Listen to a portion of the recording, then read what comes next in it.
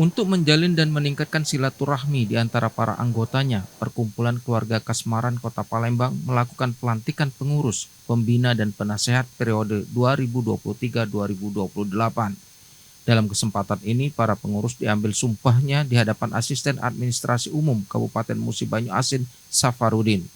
Safarudin berharap para pengurus Perkumpulan Keluarga Kasmaran dapat turut serta dalam mensukseskan program pemerintah dalam membangun daerah. Tentunya pertama sebagai mitra memberikan masukan, saran, dan komunikasi dengan pemerintah daerah Kabupaten Musi Banyu Asin terhadap pelaksanaan program pembangunan ke depan, dan juga tentunya sebagai tempat domisilinya di Palembang, berharap juga sebagai mitra pemerintah Kota Palembang dalam rangka melakukan pembangunan dan program-program kesejahteraan rakyat lainnya di Kota Palembang ini. Sementara itu, Ketua Umum Perkumpulan Keluarga Kasmaran Kota Palembang periode 2023-2028, Imran Aminuddin mengatakan pihaknya sudah memiliki program kerja dalam membangun perikatan keluarga Kasmaran untuk 5 tahun ke depan.